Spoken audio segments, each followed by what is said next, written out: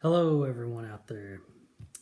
Well, since I know that probably a lot of people won't just take somebody's word for anything these days, I'm going to use a little Bible today and maybe bore some to death because they don't want to hear about a Bible.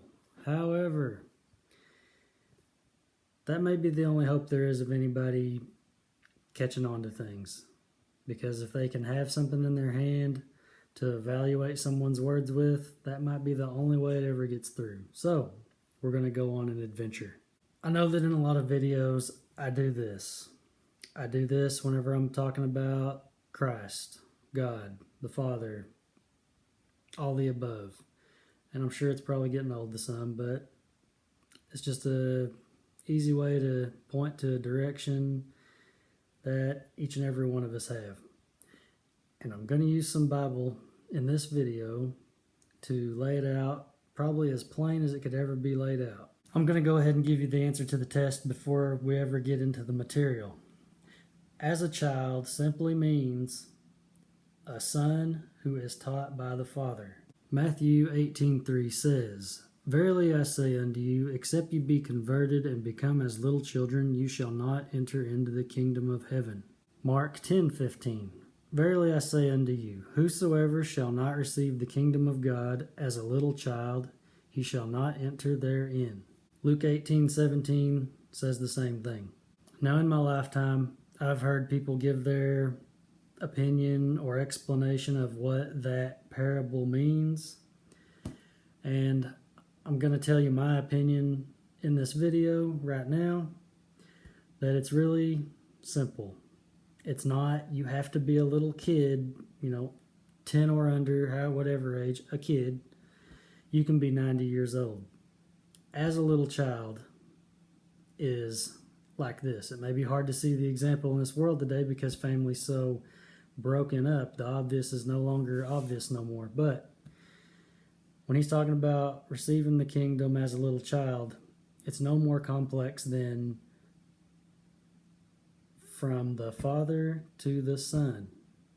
And that's where you can go like this. From the Father, if I'm pointing up when I say the Father, and it makes more sense to you, to the Son, then there you go. That's what it means. Now, if you can understand that as a little child is the Father teaching a Son, then the rest of it will make even better sense. That ties along before and after those verses that I just mentioned. In Matthew 18, verse 1, the disciples ask Jesus, "Who is the greatest in the kingdom of heaven?" And he goes on to tell them that as a little child. And anybody who is as a little child with that father-son relationship, they are all the same. They're all equal. Mark 10:37, two of the disciples make a request of Jesus they say, "Can we sit on your right hand and one on the left hand whenever you get there?" And he gives them an answer. Now, you can apply the same thing I've said in this video before to this too.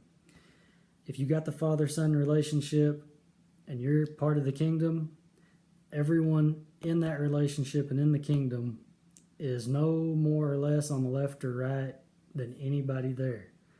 Even if you're, say, 1,000 feet away from wherever Jesus would be at, you are no more farther away from the right or the left than being right there at the foot.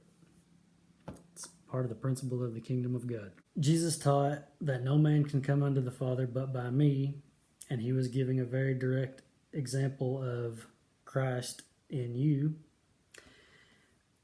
and that nobody can learn anything from God unless the Father teaches you.